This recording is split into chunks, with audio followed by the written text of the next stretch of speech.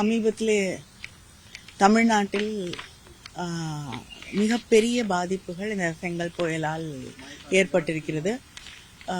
ஏறத்தாழ 14 மாவட்டங்கள் பாதிக்கப்பட்டிருக்கிறது. திருவண்ணாமலை, விழுப்புரம், கள்ளக்குறிச்சி போன்ற மாவட்டங்கள் மிக மோசமாக பாதிக்கப்பட்டிருக்கு.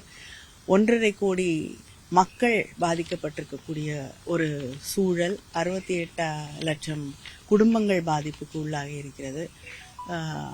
ஆயிரக்கணக்கான ஏக்கர் நிலங்கள், அதில் இருக்கக்கூடிய பயிர்கள் பழுதடைந்திருக்கிறது. அது மட்டும் இல்லாமல் பாலங்கள், மற்ற கட்டமைப்புகள், சாலைகள் எல்லாமே மிகப்பெரிய அளவிலே பாதிப்புக்கு உள்ளாகி இருக்கிறது. முதலமைச்சர் நம்முடைய முதலமைச்சர் அண்ணன் தளபதி அவர்கள் பிரதமருக்கு கடிதம் எழுதியிருக்கிறார்கள். உடனடியாக மத்திய குழு தமிழ்நாட்டிற்கு அனுப்பப்பட வேண்டும்.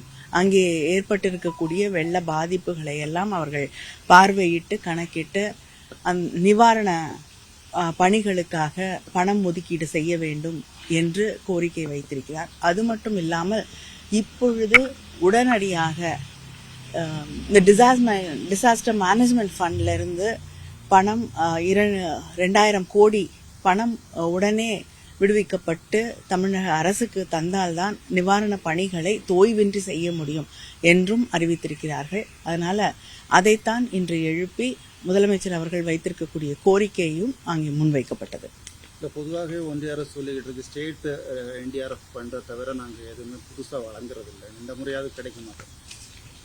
கோரிக்கை வைத்திருக்கிறோம், கிடைக்க வேண்டும். ஏன்னா இப்ப கிளைமேட் சேஞ்சால, சூழலியல் மாற்றத்தால் பாதிப்புகள் அப்படிங்கிறது மிக மோசமான சூழ்நிலைகளை உருவாக்கி கொண்டிருப்பதை நாம் கண்கூடாக பார்க்கிறோம். இதுவரைக்கும் புயல் எந்த திசையில போகும் அப்படிங்கறத ஓரளவுக்காவது நம்ம புரிந்து கொள்ள முடியும். ஆனால் இப்பொழுது அடித்த புயல் எந்த திசையில் செல்கிறது, எத்தனை நாட்கள் கரையில் கடக்கும், என்னென்ன மாவட்டங்களை பாதிக்கும் என்பது எதுவுமே கணக்கிட முடியாத அளவிற்கு மிகப்பெரிய அளவிலே எல்லா மாவட்டங்களையும் ஏறத்தாழ பாதிக்கக்கூடிய அளவுக்கு மோசமான ஒரு நிலை இருக்கிறது. அதனால இது இதற்கு முன்னுதாரணம் இல்லை அப்படிங்கிற காரணங்களை எல்லாம் சொல்லாமல் மக்கள் அவதிப்பட்டு கொண்டிருக்கிறார்கள். மாநிலங்கள் ஜிஎஸ்டி போன்ற தொகைகளை மத்திய அரசுக்கு, ஒன்றிய அரசிற்கு வழங்கி கொண்டுதான் இருக்கிறது. அதிலிருந்து நமக்கு இப்படிப்பட்ட இயற்கை பேரிடர்கள் வரும் பொழுது கணக்கில் பார்க்காமல் அவர்கள் உதவிக்கு வர வேண்டும் என்பதுதான் கோரிக்கை. இன்றைக்கு நாடாளுமன்றத்தில் எந்த வகையில் நீங்க திமுக காங்கிரஸ் விவகாரத்தில் குரல் எழுப்பியிருக்கீங்க.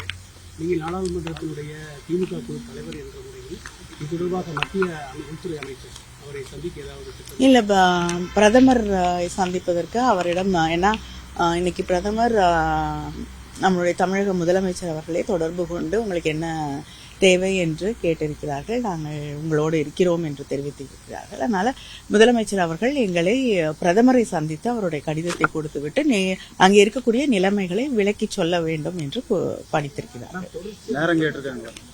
நேரம் கேட்டிருக்கோம். கடந்த பல பேரிடர் காலத்துல தொடர்ச்சியா கோரிக்கைகள் மட்டும்தான் இருக்கு. ஆனா மத்திய அரசு நிதி வரல. இம்முறையாவது வரும் நீங்க நம்புறீங்களா? ஏன்னா ஒவ்வொரு முறையும் நம்ம கோரிக்கை வைக்கிறோம், முதலமைச்சர் நம்பிக்கையோடு தான் கோரிக்கை வைக்கிறோம். பிரதமர் சந்திப்பு எப்ப இருக்கு? இன்று பிரதமர் ஊரில் இல்லை, வந்தவுடன் நேரம் தருவதாக அறிவித்திருக்கிறார்.